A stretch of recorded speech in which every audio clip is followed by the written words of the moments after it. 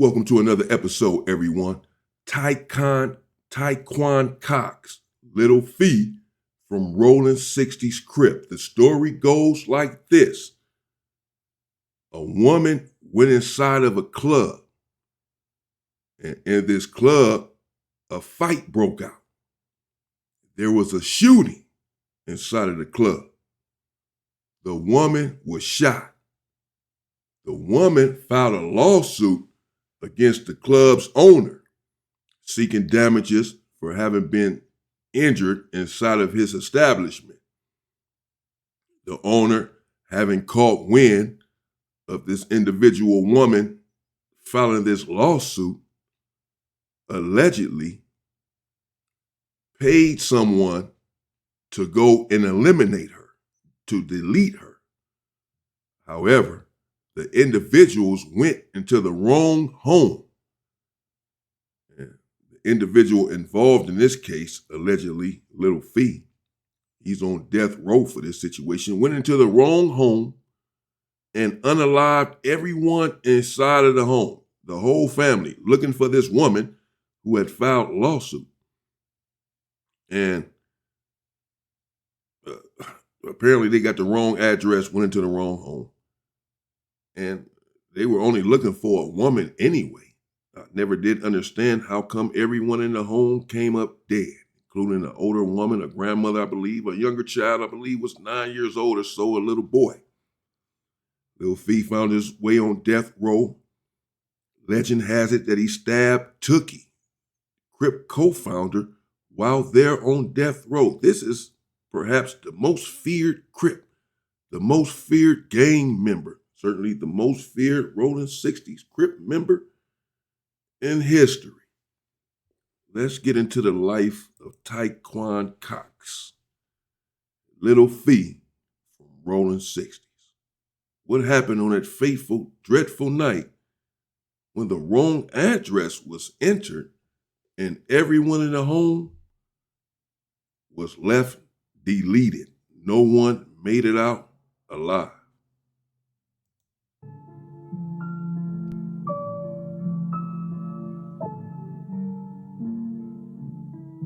Welcome to Hood Politics.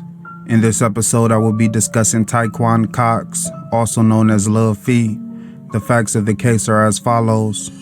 In the 1980s, Los Angeles was a war zone. The gang wars and the drug wars had become intertwined and turned the city into a bloodbath. The drug money funded the arms race, so gang members went from handguns to fully automatic AK-47s seemingly overnight. The nightly news and morning paper was filled with stories of robberies, assaults, and murders. Gangs had the city under siege, and one of the most notorious gangs were the West Side Rolling 60s neighborhood Crips. Among the ranks of the Rolling 60s was a young man named Taekwon Cox, also known as Lil Fee. During his teenage years, Lil Fee developed a reputation for violence. He was no stranger to gunplay and would regularly have shootouts with rival gangs, such as the A-Tray Gangster Crips. Monster Cody, who was a reputable member of the A-Tray Gangster Crips, spoke about having numerous run-ins with Lil Fee in his book titled Monster, the autobiography of an LA gang member. In one incident, on August 27, 1984, Monster Cody and another A-Tray member named Lil Harv went to the intersection of Florence Avenue and Main Street to watch some street races. After getting some food from the Golden Ox restaurant, they walked across the street to Winchell's Donuts and talked to Twin and Baby Gangster from Santana Block. They then returned to their vehicle and started eating. Shortly afterwards, Lil Harv noticed Lil Fee and a group of Rolling 60s walking nearby.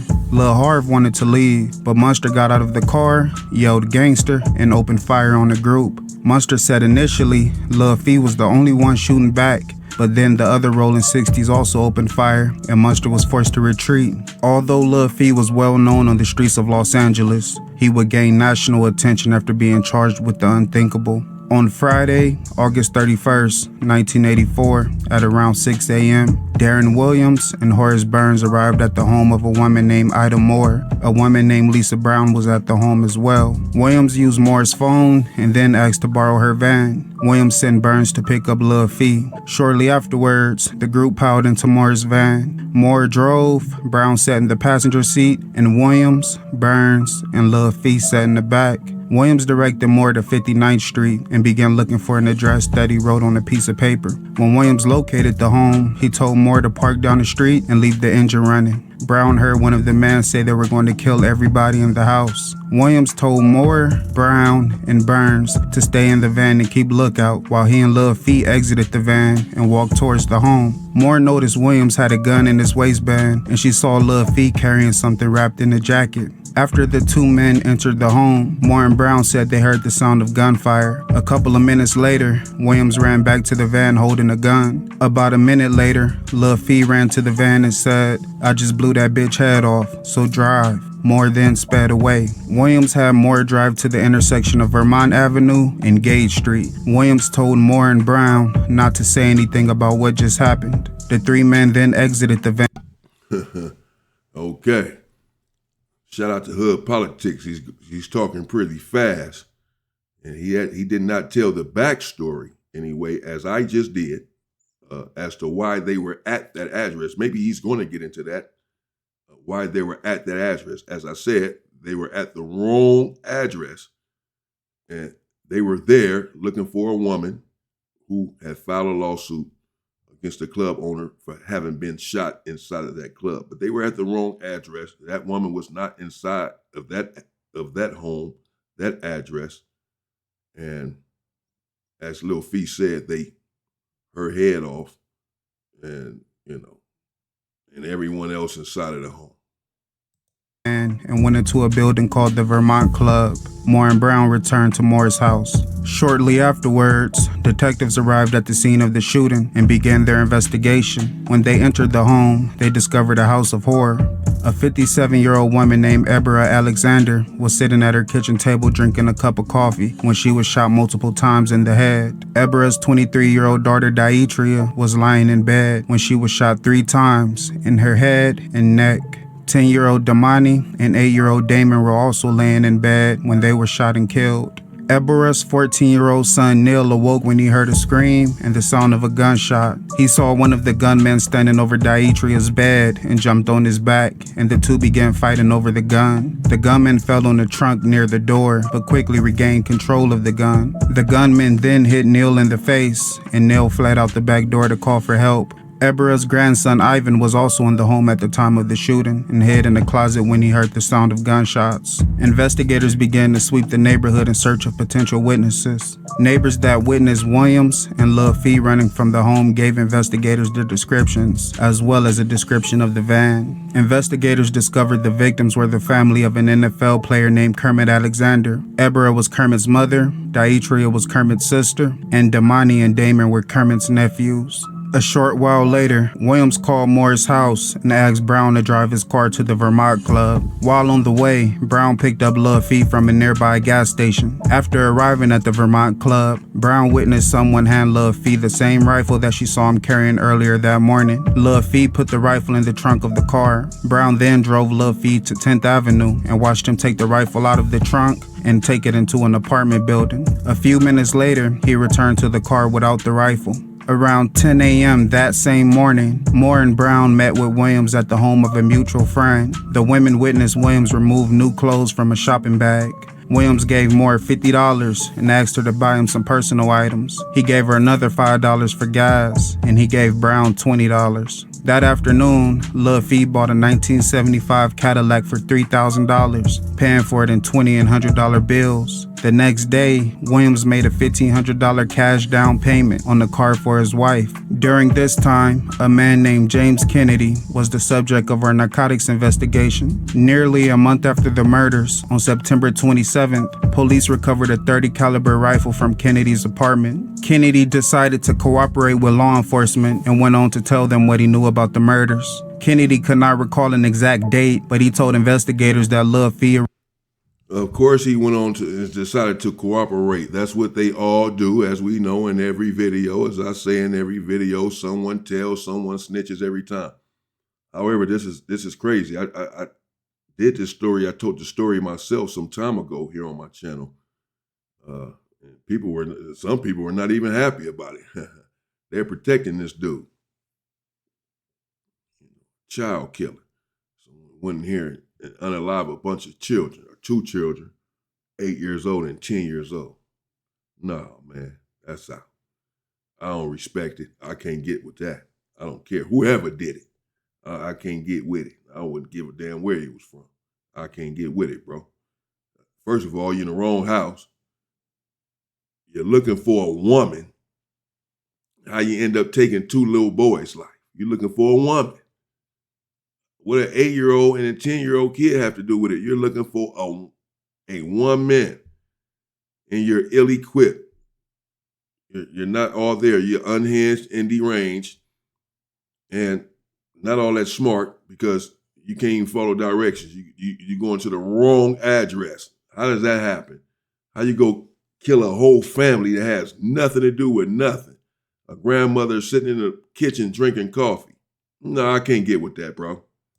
Arrived at his apartment one morning with the rifle wrapped in a jacket. He went on to say that Lil Fee told him to destroy the rifle and to wash the jacket because it had gunshot residue on it. Kennedy also went on to say that he did see a young woman sitting in a car in front of his building waiting for Lil Fee. Kennedy recalled giving the jacket to a sister and telling her to wash it, but he decided not to destroy the rifle and hid it in a bush near his apartment. Investigators compared bullet fragments from the rifle to bullet fragments recovered from the scene of the murders. Many of the fragments matched, although some fragments were too damaged to call a match. Shortly afterwards, Lil Fee was arrested. While in jail, Lil Fee called a woman named Cassandra. He asked her if the police found the gun that he gave Kennedy. She said she didn't know. During this time, investigators had already spoken to multiple informants and witnesses. They also arrested Moore, Brown, Burns, and Williams.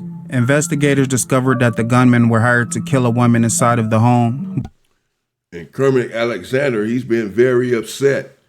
You know, he's a staunch proponent of the death penalty because of this, of his whole family, the ex-NFL player, the former NFL player. You know, again, that was his mother, his sister, and both of his nephews. So I suppose his sister's children, the 8-year-old and the 10-year-old.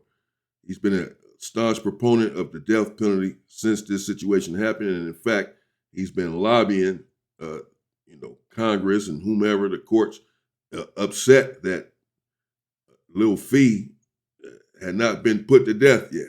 This has been his gripe. This has been his gripe for some time. He wanted him put to death. Yeah, he's on death row. He got the death penalty, but y'all haven't. This case happened in 1984, and that's 42 years ago, and you guys haven't done anything yet. Yet my family is gone. I'm just letting you know that this has been his position for some time, if my memory serves me correctly. Yeah, so, it's a very traumatic situation. I can only imagine losing your whole family in such a vicious, brutal, gruesome, violent way, such a grisly way, and to factor in the fact that they were innocent individuals and had absolutely nothing to do with nothing, a mistaken identity, if you will, a mistaken address. You're talking about an 8-year-old and a 10-year-old. Yeah, people never get over this sort of trauma. And I mean, forgiveness, of course, will be hard in this sort of situation for anyone. So, it's hard to knock his stance on this, Kermit Alexander, when he was pushing, and he was pushing very hard, as I said. He wanted Taekwon Cox deleted. He was maybe he'd get into that as well. But there was a problem. They went into the wrong house. The address was read wrong, and the actual home they were looking for was a few doors down. There was a story circulating that the botched hit was ordered due to a drug debt, but that proved to be false. The official story is that a woman was shot inside of the Vermont club, so the business owner paid the gunman to kill the woman in order to prevent a $2 million lawsuit. The defendants refused to testify against the owner of the Vermont club, so investigators couldn't pursue murder-for-hire charges due to lack of evidence. During the trial, prosecutors painted LaFee as a stone-cold killer and a gang member with little regard for human life. The prosecution presented a stack of evidence against LaFee, including testimony and written statements from Moore, Brown, Kennedy, and others. Witnesses that saw LaFee running from the Alexander residence after the shooting. Ballistics testing, which found that the bullet fragments found at the scene of the murders came from the same .30 caliber rifle that LaFee gave Kennedy. Other evidence included a lifted palm print from a trunk located in a room where the younger victims had been sleeping. Two experts concluded that only LaFee could have made that print. Ebera's son, Kermit Alexander, and two of her daughters, Geraldine Alexander, who was Damani's mother, and Daphne Bonner, who was Damon's mother, testified that they never seen LaFee in their mother's house. Bonner also testified that Dietria had bought the trunk 2.5 weeks before the shooting, so there was no way LaFee could have touched that trunk outside of the time of the murders. Prosecutors also presented evidence of 2 robberies that LaFee was involved in as a juvenile. One of the robberies occurred in May of 1981.